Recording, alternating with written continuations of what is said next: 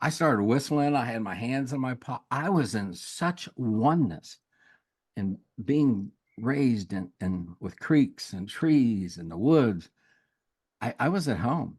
I felt like am I am home.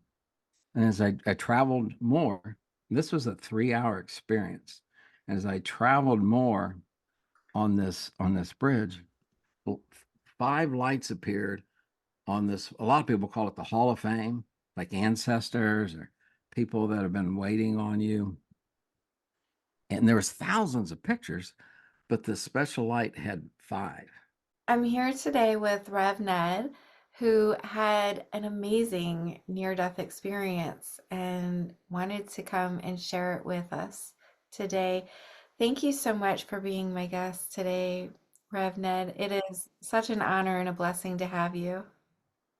It is a major blessing on this sacred day to spend time with you and with all that will be watching this. Thank you very, very much.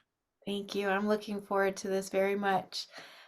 So tell me about how your life changed. You had an experience that shaped how you lived. What happened to you? Well, I had for over 41 years, just for a little foundation, I have spoken on pure love.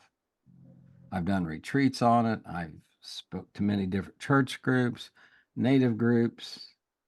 Um, Back in the 80s, I had a communist atheist group invite me in to talk about pure love, why I was so different. And what I did for a living, I managed graduate international housing at the local university and created programs to bring this diversity together. So I've met folks from 177 countries and saw the divine within each and every one of them. And another foundational point, even as a kid, I've been so close to Mother Earth, to creation, to nature. That's why I've learned so much of what I know. But in the summer of 2017, I was with a holy man.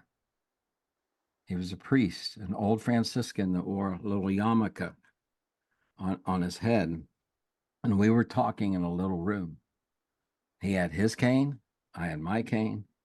And when he would touch me to express his point, because we were so close to you, this electrical energy was discharged from him into me. And it would even make a sound, which we've heard in native ceremonies where spirits are cracking into the atmosphere. That's what it sounded like.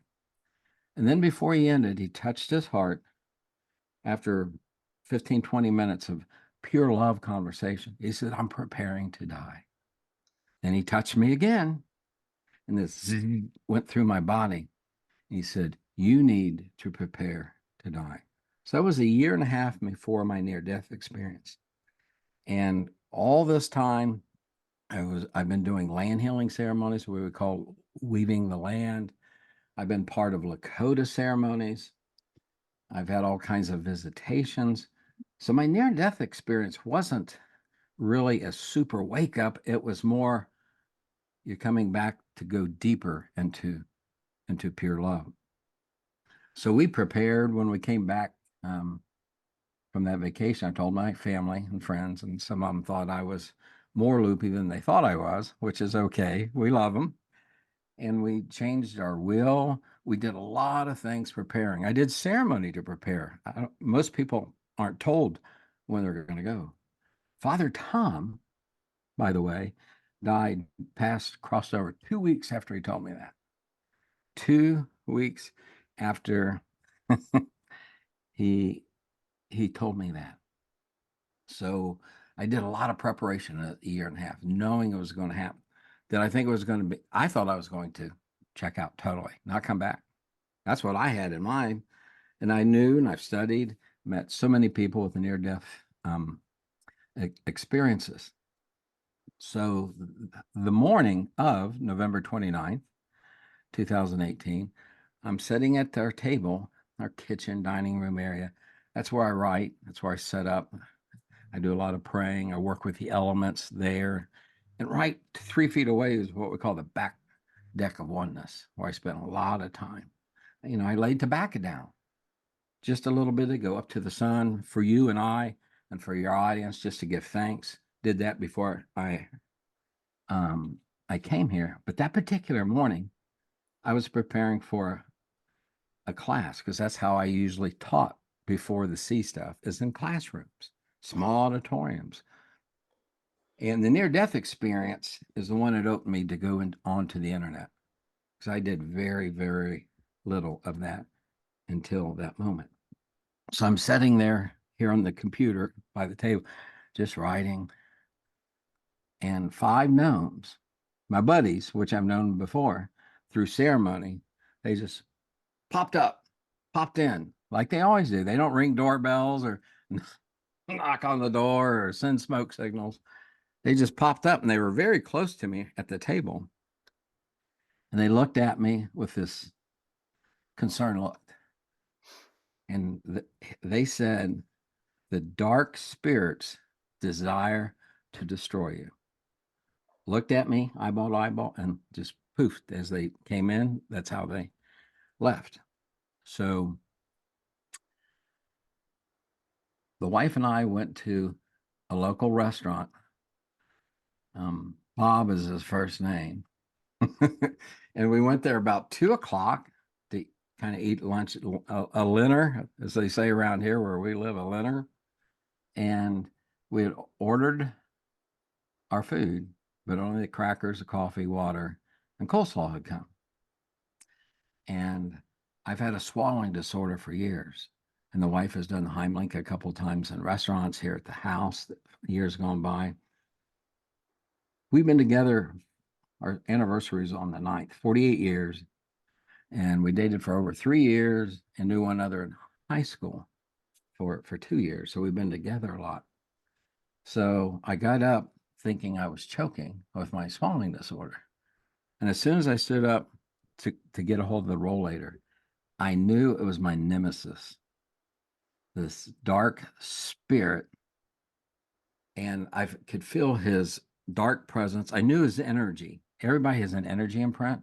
And I've dealt with this nemesis many times, who's actually taught me many lessons in all the wrestling that I've done with him. And I knew who it was, but I couldn't talk. I couldn't tell any. Then I passed out on the floor there by the table. Diane tried to do the Heimlich. The assistant manager at the time was Susie. She did it. And when I woke up, and I tried to set up, I saw dark shoes in front of me. And I was told that's a police officer from the watchers. And he tried doing it. I don't even remember getting on a stretcher and getting in the life squad, to be honest. They put me in the life squad in the parking lot of this place. And I had a brand new shirt on. I love long sleeve shirts. I had a brand new shirt on. It was beautiful for fall weather for November. And they cut it. And I don't get upset for hardly anything, but I was like, my new shirt. That's the only thing I could think of. My new shirt. And they cut it off. And then I heard the word clear, and I was gone. I left. And the place where I went is Grandpa Frank Foolscrow, a native elder. Many say he was a holy man, which is above a medicine man or woman. He was a holy person, Sundance leader, which is huge. And he died in 1989. And I've seen him in ceremonies. I would visit him spiritually, go visit him on a regular basis. So when I left the squad, I always tease people, they should call it a death squad, because one of my native elders, Cherokee, she died the back of a life squad also. So I went to his cabin, wherever he was existing. And in my mind, it's a beautiful place where I've been many times. And he welcomed me in love in the Lakota way. And he was like preparing me for what I call the bridge. Most people call it the tunnel. I was blessed when I look back on it that I got to be with a very, very holy man. And he sent me off I went out his back door, and it was beautiful. And I was sent to this I call it the bridge. And we do a show, I do a show once a month with a couple other people called Bridge Walkers. And when I got up there, directions have always been important to me, even as a kid. I was going from east to west. That I knew. And I was looking for things in the north, but it was this rotating tunnel in a counterclockwise, what we call Hayoka direction in Lakota. And in the south, there was a set of lights that came on, but I was heading west. I was heading to the spiritual place, the many people call the west, where the sun comes up and goes down. I knew that. I said, where I'm at's very, very sacred. I didn't have anybody. And when I got up there and popped into my 5 gnomes that were with me there in the breakfast in our dining room were waiting on me. The same 5 gnomes with love and their energies. And I started walking. I'm a terrible whistler, I tell you. I started whistling. I had my hands in my pocket. I was in such oneness and being raised in with creeks and trees and the woods. I was at home. I felt like I am home. And as I traveled more, this was a 3-hour experience. As I traveled more on this bridge, 5 lights appeared on this. A lot of people call it the Hall of Fame, like ancestors or people that have been waiting on you. And there was thousands of pictures, but the special light had 5. There was a woman and a man who were ancestors that show up at almost all my ceremonies. People see them all the time watching over me. Father Tom, that told me about this, he was up there smiling and said, welcome. And then another ancestor couple, a man and a woman. That was the 5. So there was another reason I felt familiarity and love and acceptance. To be honest, I didn't think about the wife. I didn't think about our three kids who were adult and grown at the time. And I was just amazed and touched. And I just continued walking, enjoying the energies of my oneness with all that was just, it was sparkling and amazing. You can't put, as you know, you can't put it in human 3D words. So when I got close to the edge of the bridge, the edge of the tunnel, these amazing lights kept growing and growing as I was going from east to west. And this beautiful voice said, if you take one more step, you will not enter your body. And it was just like when Father Tom spoke in pure love. This voice was pure love. So here's what I did. So I turned around to look to the east, and the 5 gnomes were holding hands, dancing in a Hayoka direction, reverse direction, with love coming from that sacred circle, reversing the death energies. I turned back around. I didn't make a step. I didn't know what to do, to be honest with you. And then I looked back around one more time. I saw the 5 on the Hall of Fame, saw Father Tom smiling. And I looked back. My Navajo friend, Aaron, was up there. He hasn't passed over, but he knew how to get up there. And he told me to get my hiney, and other stronger words, get my hiney back where he was at. And as soon as that I turned around, heard his voice and saw the gnomes, I was back in my body, and I thought I was in a coffin because I was like this and real tight head. I couldn't move my head at all. And I asked God, I said, Wonka Tonka Tagashla, where am I at? I had no clue because I wanted to go back to where I was at. And this beautiful technician's voice says, you're at such and such hospital. You're having a scan on your head. So that was part of it. And when they took me back up in the room, I could not walk. And I've had chronic Lyme disease, which I've come a long ways in the last 11 years with that. So my walking, I couldn't walk. I couldn't stand. I would mumble my words, talk. It would take me a long time to say one sentence because whatever happened did something to me physically, physically. And our daughter, Hannah, our baby, was part of a ceremony the weekend before this happened. And when we were leaving at 2 or 3 in the morning, Aaron and his wife gave me a pack of Navajo medicine in a bag, folded up, a paper bag. And he said, "You're going to need this soon." So he knew something was up a week before this happened. So Hannah knew I had this medicine. She called Aaron, said, how do we mix this? How do we do it? So my good friend, Meadow Walker, who I've done many, many ceremonies with, he had to put it in a paste, mix it with water, pray over the powder, pray over the water, over mini, we say in Lakota, mini, and they created a paste. And I have a sacred mug I keep by my bed. And so they got a wooden spoon, this mug they knew that had special energies for me. And they tied me down with red cloths. I don't know, a lot of people know what prayer ties are. Um, Usually I have some sitting here. But they tied me down. Aaron said, tie his arms down as the family's praying and his legs down. Because I like to go off. Even when I was involved in the church, I go out in spirit. I'd go off. I'd be gone for hours. And I've done that I've done that in sweat lodge. I've just left my body and went traveling. When you're in a sweat lodge, you're in the womb of the Earth Mother. The cosmos is in there. And why would I want to stick around when I had an opportunity to go places? So Aaron said, put these red sacred cloths, pray over them. And so the family was holding the red cloths to keep me so I wouldn't leave again.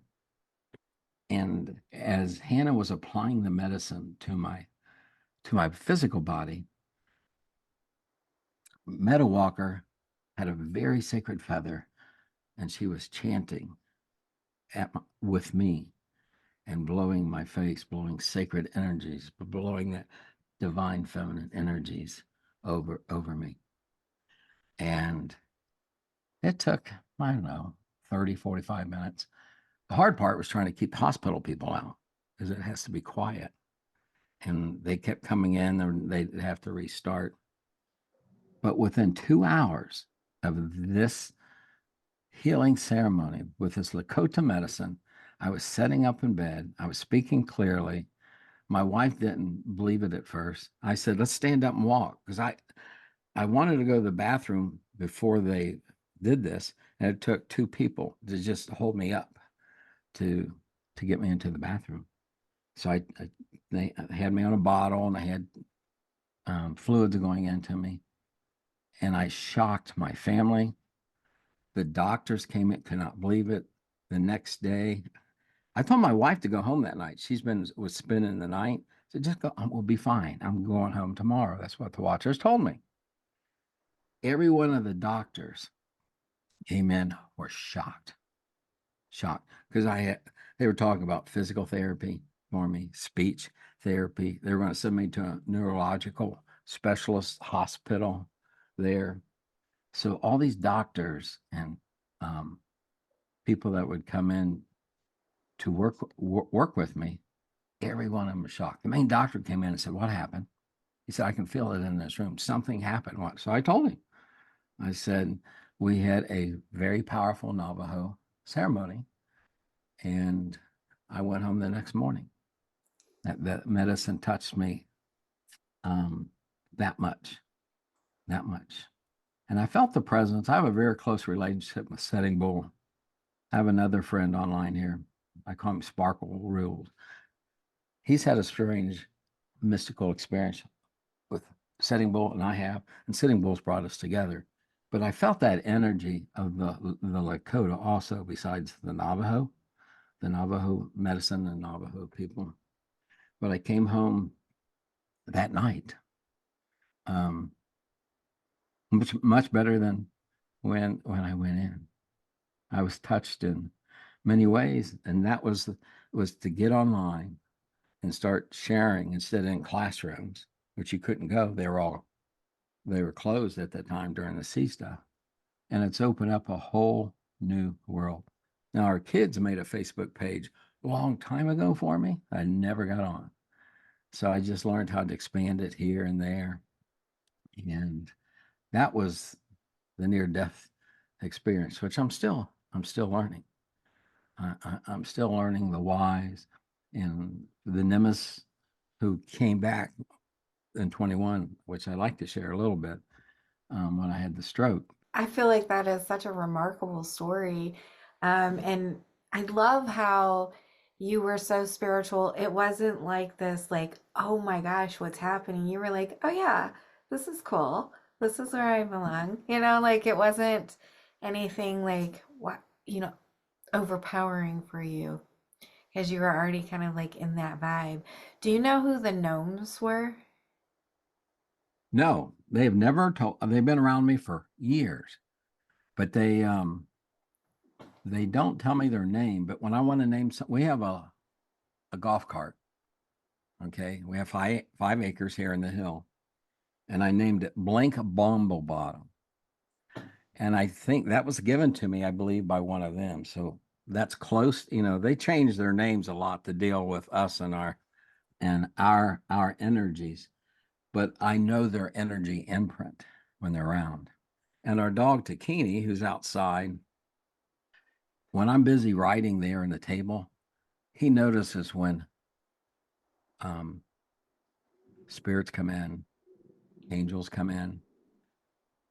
During my waiting period of when Father Tom said, prepare to die, and the time I did, I had an angel who was half comedian.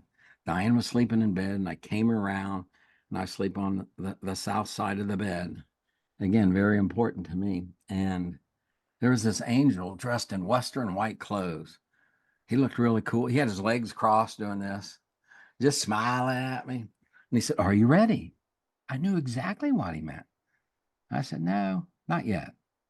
Not yet. I wasn't chicken. I wasn't afraid to, because I've had so many other experiences where I thought I was going to cross over. Even in native ceremonies, people have seen me take physically out. I didn't know if I ever was going to come back. So I didn't have that fear. Sitting at the table, 11:30, 12 o'clock, I think it was a Saturday night. And Takini, his energy changes because he's always by my side. And I saw him looking, and there was this Merkaba craft of pure love. It was a person, a higher density being. It was just, I didn't see any figures. It was just beautiful energy that I can't describe. And it communicated, are you ready? So I had these, and there's a couple more of those experiences in a year and a half preparing me for this. In May of 2018, a few months before the near death experience, I had two of the most, I call them first Thursday and second Thursday. On the first Thursday, I went out to eat with my friend Rabbi Earth, whose land is, ever since he's had it, we've done a lot of work on it. Okay. He was the only person that knew how to bring healing into the land, not just abuse it. And the land needed a lot of help. And it was raining, just this beautiful, gentle rain. And he says, let's jump in Muley, his four-wheeler. Let's go back to, we call it the Grove. Let's go back to the Grove. He felt something inside. And we did. There's an elder that comes out at our ceremony, a spirit elder, and I always offer tobacco. And I'm a chanupa carrier, pipe carrier, and when we have ceremony, I would offer it to the spirit. When I went over to give him tobacco, he said, oh, we do ceremony for you tonight. This land needs to be healed by you, Rabbi and Uncle Dave. And Uncle Dave's a sun dancer whose lodges that I've been at many, many, many times. And the neatest hour and a half in my life was about to unfold. That was touching. I was like on the field, on a stage in a ball field, football field, baseball field. thousands, hundreds of thousands of orbs, spirits looking down. And they were doing energy work with me, preparing for the next Thursday, the second Thursday, to do this actual ceremony. Mother Earth popped up and spoke to me. I was taken out physically, came back, and the land lit up. The old hippie bees, like in the 70s, maybe in the 80s, that people would put in their doorways. I had friends that had them in their bedroom doors, and they click when you go through. You had to open them up. But they were laying on the ground, lit up, different colors. But they only went so far to our sacred fireplace and stopped. And that's when Mother Earth said, we need this healed. We're going to work with different density beings and energies on this ceremony. But we need you in the 3D contact and Rabbi and Uncle Dave. And so these went down what we call a spirit trail. Oh my gosh. This walnut is from the spirit trail. Every time I go there, these energies and love what pull me into the walnut grove, which is next to the spirit. But Mama Earth said there's lots of work here to be done. And we did that the next Thursday. And I could go on and on of all the preparation that they were putting me through for a year and a half before the near-death experience. And it really prepared me for the stroke in July of 2021. That's another thing, the near-death experience was the stroke. Did you ask for the guidance from the orbs, or was that just spontaneous? It was with our energies of different densities, they were merging. Again, everybody has their energy signature. And that's how I knew my nemesis because of that. And when the elder comes, he has his own energy. And doing ceremony for years before this, I knew what they wanted. I knew specifically. I mean, Rabbi Earth is an elder. I'm getting there, but they're older than me. Uncle Dave is an elder. Why he asked me to coordinate the following Thursday, which was an amazing, I could spend hours just talking on the second Thursday. But on this first Thursday, after Mother Earth left and I came back, I was putting tobacco. I'd already put some down before I started to say, thank you for letting us be a part just of the grove to visit it. And then after Mother Earth, there was thousands of spirit animals, thousands. And Rabbi saw a lot of this. He stayed in his little muley because it was raining. And I saw two of my gnome friends. And I went over to a tree that comes up with a barrel like this. And I was going to, I didn't get too close to him, but I was 10 feet and I was offering tobacco and they were laughing and giggling at me and blessing me. I knew they were blessing me. And they were there the following Thursday. And then I went back to the center and finished my tobacco. And we went back up to his house and I left home. But I say that particular first Thursday because it prepared me for everything I have gone through since, is with all these other beings that are just an amazing relationship. Many of them come every night. I know this would be wild, every night, and tuck me in. Since October, this started in October, where stuff was going on in the world, gnomes, ancestors, cosmic cousins, but it's pure love, no fear.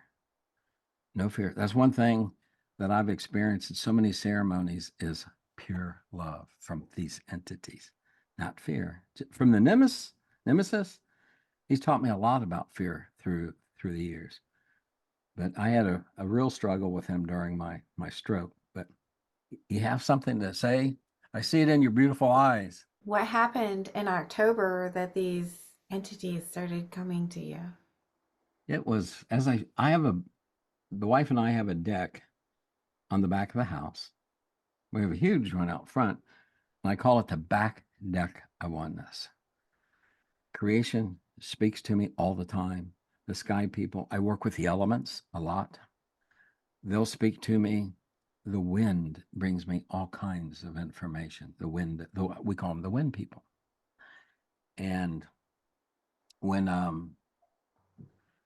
I would be out there in the back deck for hours. They were preparing me inwardly with their energies, telling me things. I used Tibetan horse flags. I don't know if you all know. I'm sure some people out there know, but I infuse them. They've taught me how to infuse those prayer flags. They're prayer flags anyway. And we have a spirit pole in north of our property, in the south, that we put in out of the Lakota colors. When people speak through that, and if I have prayers or offerings, I'll send it to the spirit pole. And it's out. It's just like another Doug doing this stuff while I'm gone or while I'm busy. The Tibetan flags that do the exact same thing. And the tree people have taught me many, many things through the years, even as a kid. But with this experience before the near death experience, they were sharing things with me. But I love working with water since we are the elements. We're the four elements. And a lot of times in the shower, I'll connect the water within Rev to the water coming down. And I'll utilize that if somebody calls or writes and says, I need prayer. I'll send it out to what we call through the water people. I can see them leave. People say, one time Aaron was late to a sacred ceremony. His police officer, and he was sleeping. And I sent the water people to him. And they rattled him and shook him up. And he said,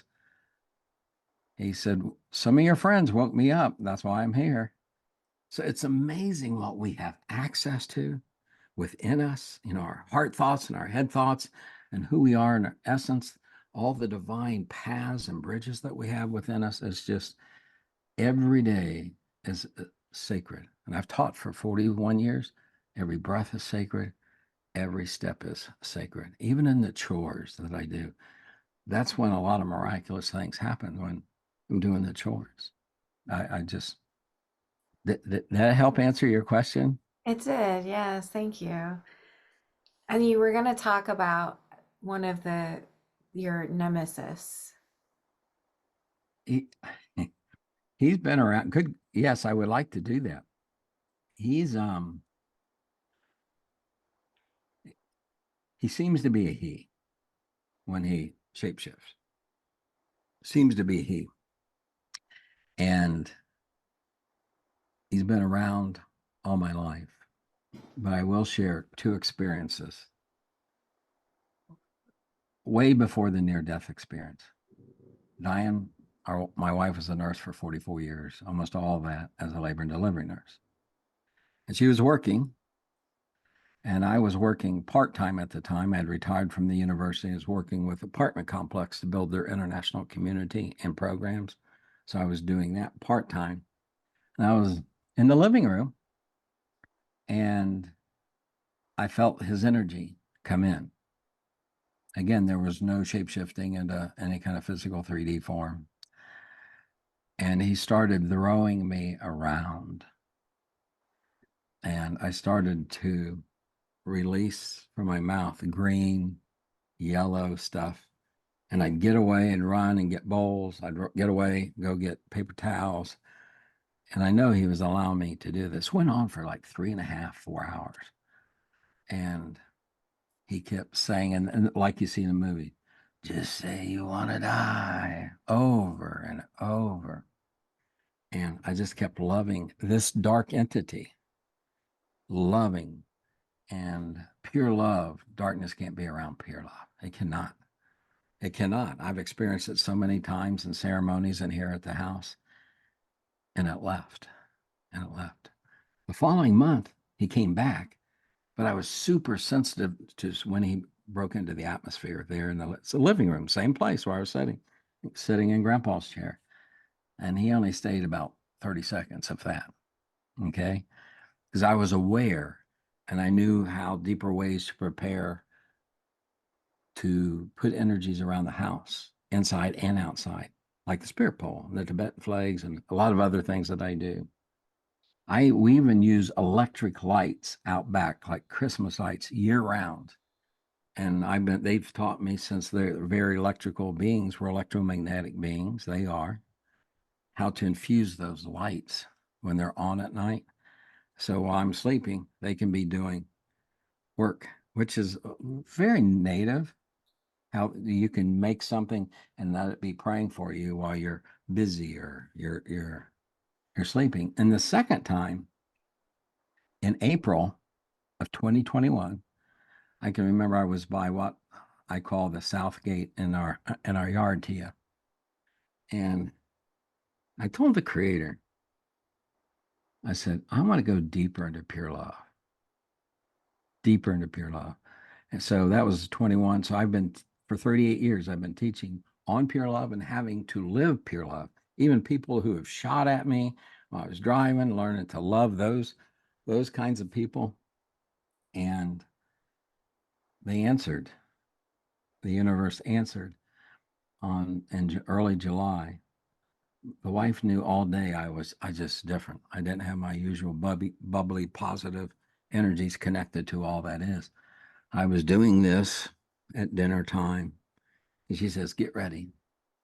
I didn't even know how to dress. I didn't know who I was. She was running around taking care of the dogs, the cat, the horse, because she knew I wasn't coming back. With she was positive I had a stroke. She would get my underwear, put clean underwear. You know, your mom always told you have clean underwear in case you got to go to the hospital. My mom used to say that all the time. And what I did take my pants off, but I put my clean underwear over the old ones. And she said, "Yeah." I showed her that I put them on, but she didn't. She was running around, so she was a little concerned because I couldn't even dress myself. She gave me a T-shirt, and I took my used one off and put it back on because I thought I was putting the new shirt on, not the one. And then she caught me and she said, "Put this shirt on." So I did, and I took my other shirt like a teddy bear, and I had it under my arm. I went outside waiting on her right behind the window here. There's a brick path where the Nemesis showed up again. And I was waiting for her, and the Nemesis showed up, this time in the form that I showed you before the interview. It showed up in a very reptilian looking shapeshift. And, he picked me up, threw me down on the ground hard, picked me up, threw me down. And our son found out where we have a decoration rocks, which are really heavy, but they're for decoration. My head cracked it. I actually have it there on the shelf. And on the third time the Nemesis had me, this amazing being, very high density, had the energy bands on the back, not wings, but energy bands. Soon as it came into the present, it came from the east, came to the west, and this reptilian just poof, was gone, was gone. And he did return again. So they took me to the hospital. I didn't know my family. I didn't know how to shower. I didn't know how to floss. I didn't know how to text. I didn't know how to write. I didn't know my name. They always say, "What time it is?" I didn't even know what that was on the wall, that little round thing they call a clock. And in my third day, they moved me up onto a different floor. And I was listening to some really angelic music. I was sitting in a chair. I couldn't walk, so they had the alarms on the chair and on the bed.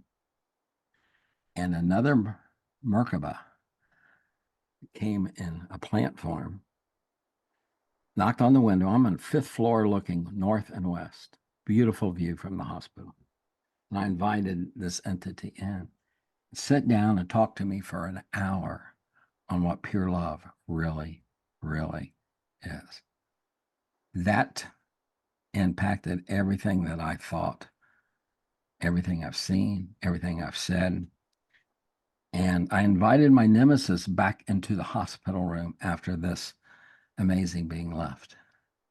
And I said, "I want to cover you in pure love because Rev loves you." And it left within probably 2 minutes and has not been back because of the pure love. So that's two of the dealings with I had with this Nemesis. And there's an author and somebody used to be really connected to the UFO community that I talked to for a couple hours, a clip a couple years ago.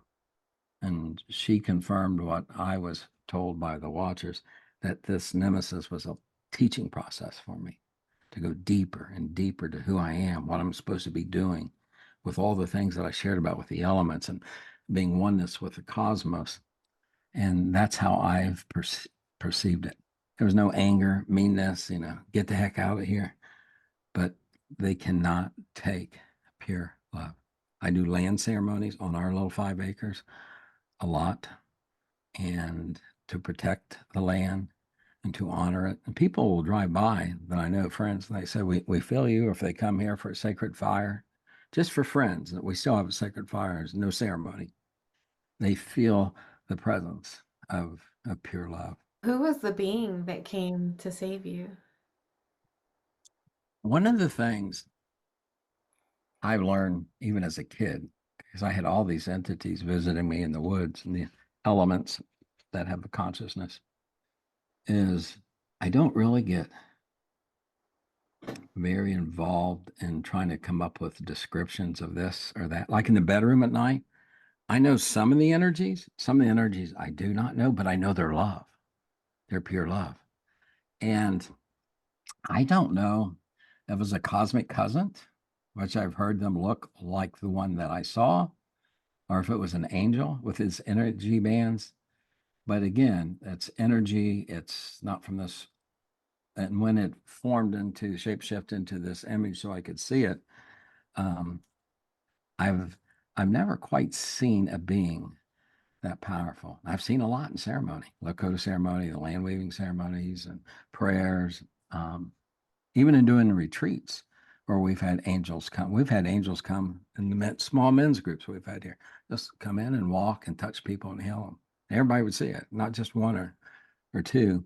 But this was, and remember when that was going on, I didn't even know who I was.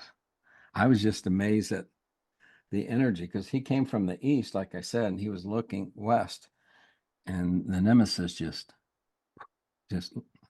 disappeared. Like put his tail between his legs and took off. So I don't know specifically if it was an angel or cosmic cousin. Some say both, being both. But it's been an amazing ride since then. It has been quite amazing because you get foot. Of course, you don't have any fear. Perfect love casts out fear.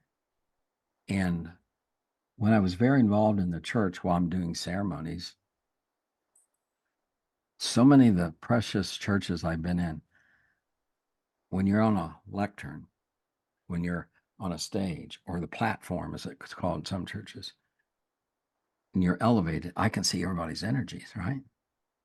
When I start communicating pure love, it doesn't go over well for the majority. I can see that energy.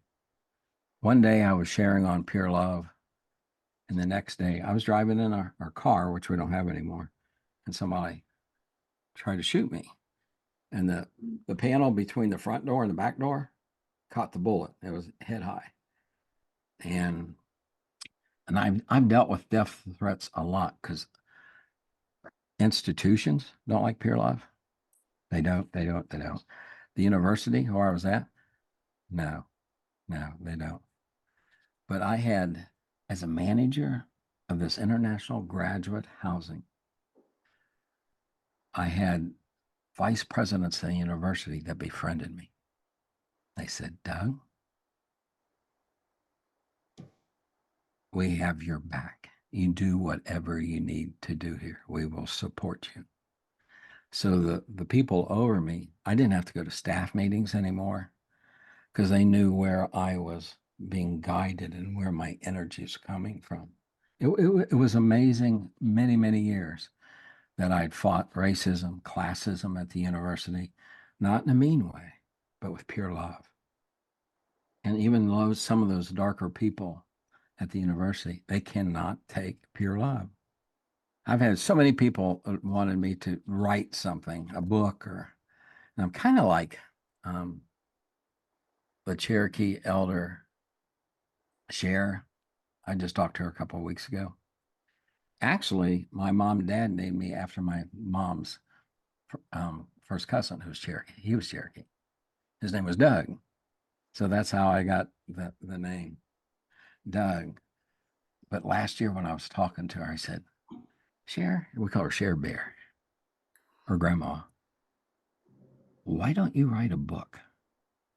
You're full of what I've seen amazing things. Like I said, the sparks and coming in the atmosphere when she sends things out to watch for people and love on them. She said, no, she didn't want to have any part of it. She does her part down in the holler, down there in North Carolina, as she calls it, the holler, and makes a difference in the cosmos where she's at. I'll tell you one of her stories. Unbelievable. She just told me this 2 weeks ago. She was given sacred corn. I don't remember which Iroquois confederation it was. Ancient corn. Okay. Her being a medicine person and an artist, many things wrapped in one. She knew how to pray over the corn, how to prepare the soil, how to plant it, what else to plant with it. And I don't know, several days went by and she walked in the darkness to their little garden, which was a little walk. Everything was sparkling. The plants were sparkling. That was the little green plant that was coming out of the ground was sparkling. The fairies were sparkling. The gnomes were sparkling. And when you work in those energies, and I've seen similar things in ceremony, but it was the way when you hear an elder speak like that, and she died in the back of a life squad too, so we have we have that connection. But she is just full of stories like that every day for her, like Rev, is a mystical experience waiting just to walk through and to notice it, be aware. Being retired helps because I know you work, but being retired and I can do what I'm supposed to be doing, what they want, what the creator wants. Talk to Goshla and the elements, and we always pray to the four directions of the entities and energies and critters that are in those four directions. But it's been quite amazing. I mean, having this interview, meeting you through these connections online, and that's how I've met you, Tia. And I just keep getting blessed each and every day. I really do. It's such a gift. And you said everybody can see these gifts and be blessed throughout their day. And it's more difficult when you're working. Do you have tips for people on how they can kind of slow down when they are, they have responsibilities at work or whatever those are, but to slow down and experience our world? Yes, there's managing that complex. So you manage maintenance folks, cleaning people, precious souls. So for all the years that I was there, I would share with them. Most of them came over where we live. It's hilly. It's Southwest Ohio, right by the Indiana border. And it's hilly and there's waters, there's lakes, creeks, bridges that go over. And I would tell them, and some of them, I would say the majority of them would go through hardships financially, relationship wise, alcohol, drug wise. I mean, the list goes on and on and on. And I would give them earth tips. Again, I would say your water, you're 75% water. I said during the day, when you're home, here at work, I said, have your basket of goodies to give to the cosmos. Put all these negative things in. Some of them are beaten by their husband a lot.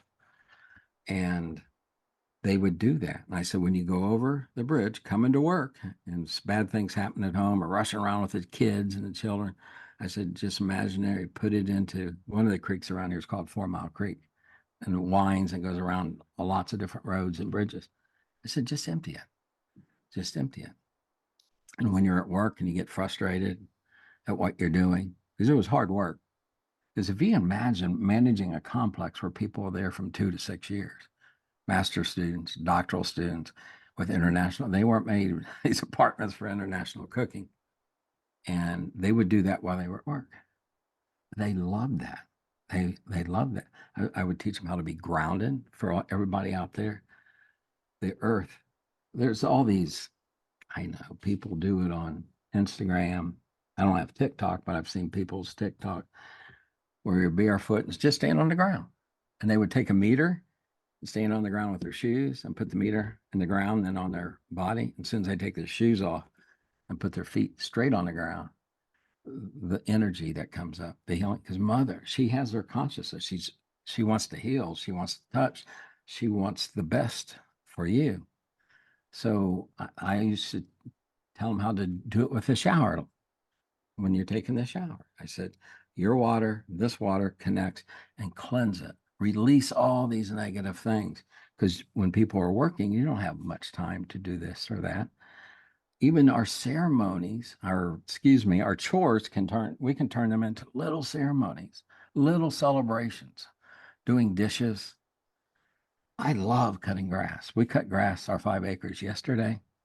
The wife drives the tractor, a big tractor, and I'm on a zero turn. Yeah, I think her tractor's sexy.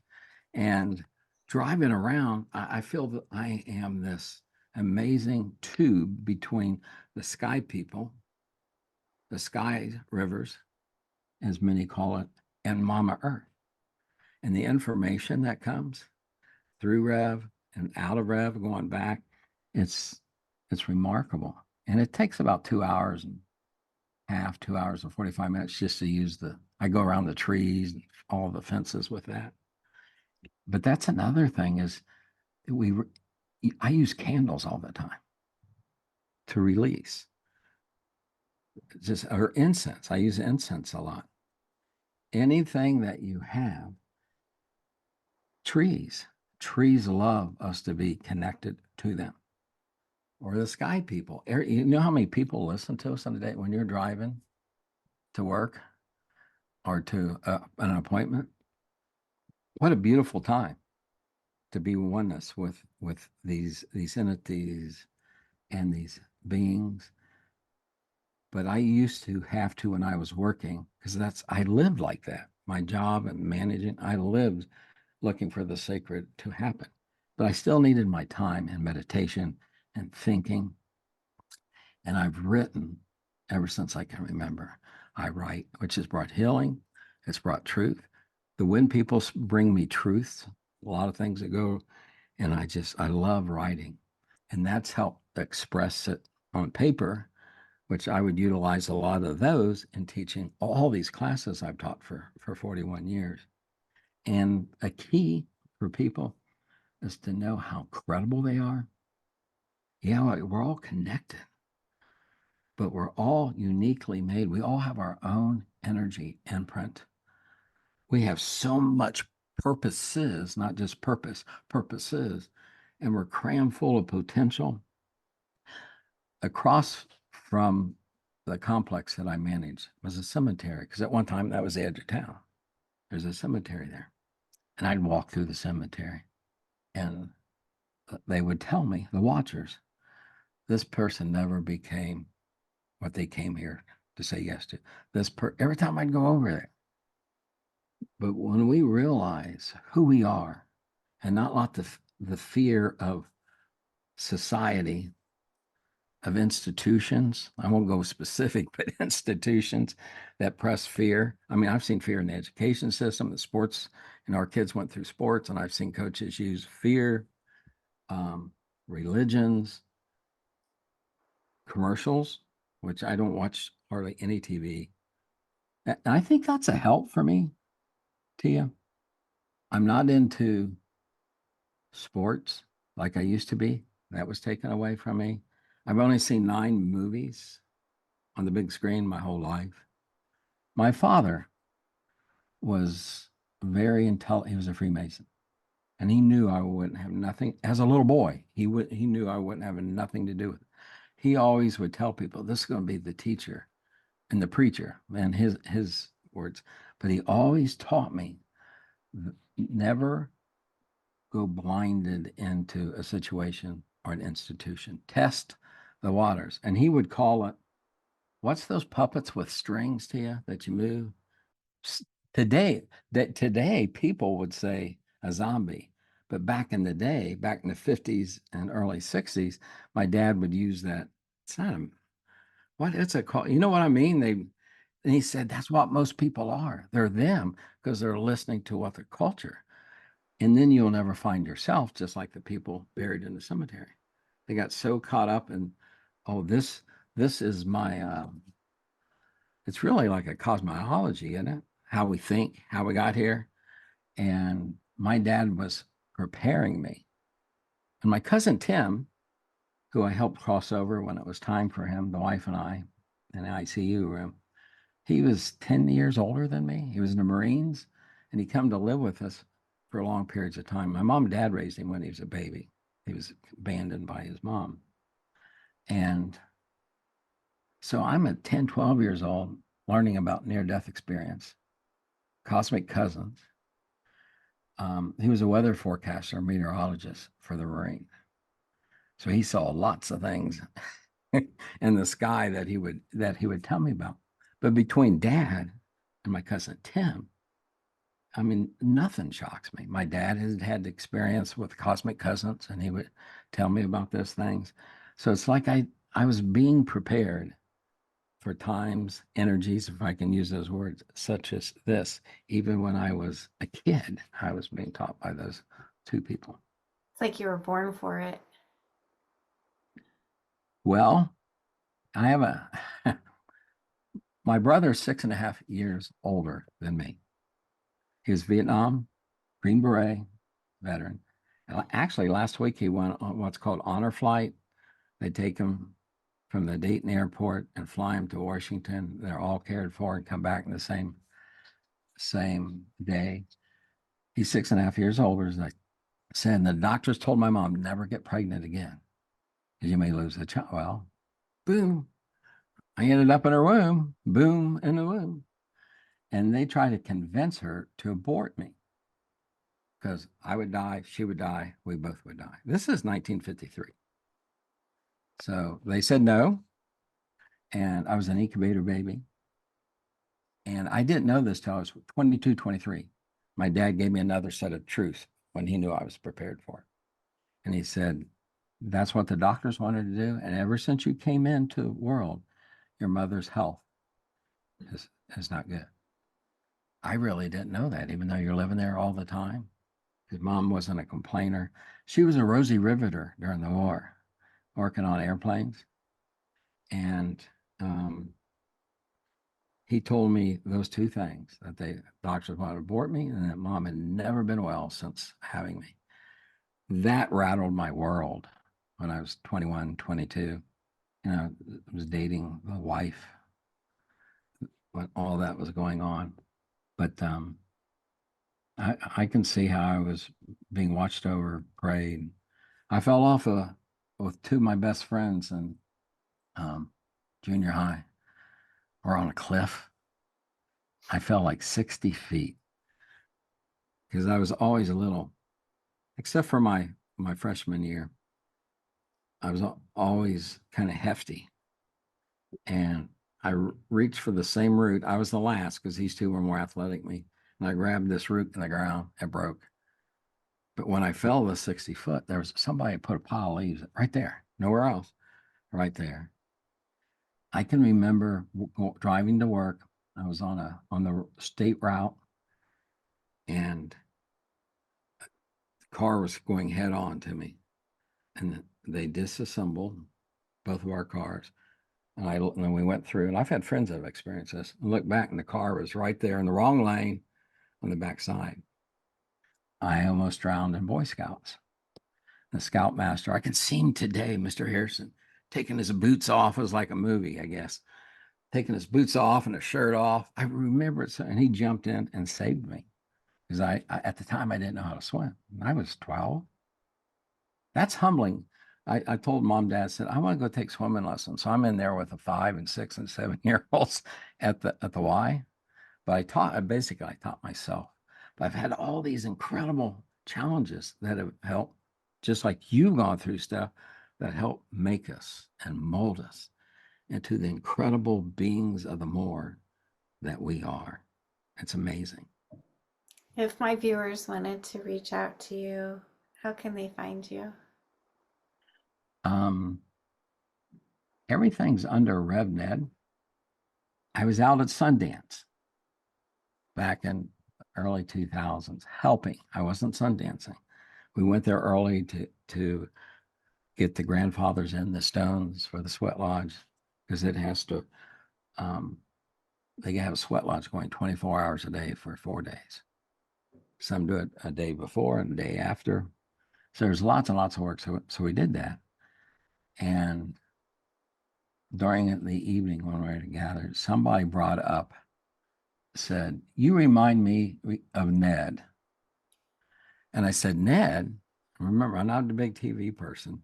The wife and I would watch cooking shows or things like that, the cabin show.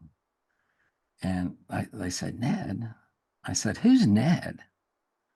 "Ned Flanders on The Simpsons." I've never seen The Simpsons. Remember, I'm not into the culture. They giggled and laughed in their native voices and giggling and humor and sacred humor is really a part of their life. And then Rev got attached to Ned shortly thereafter by my native friends that knew that I was ordained. But I'm on Instagram.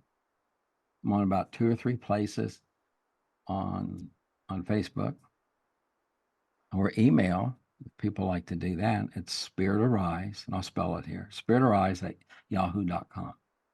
I've had that for a long time. SPIRITARISE, Spirit Arise at yahoo.com.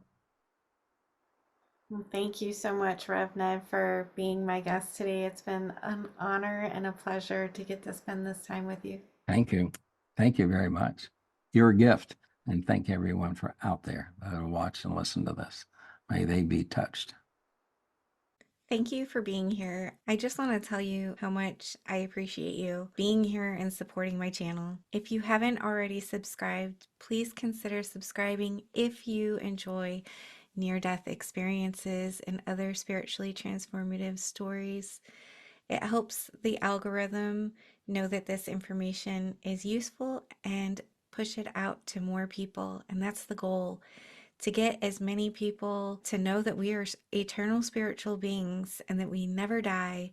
Our bodies might die, but our essence will never die. And I want people to live with less fear. Let's all spread the word. Like, comment, subscribe, share, hit that little notification bell so you get all the notifications when my videos post. Thank you for all of your support. I'm sending love to you.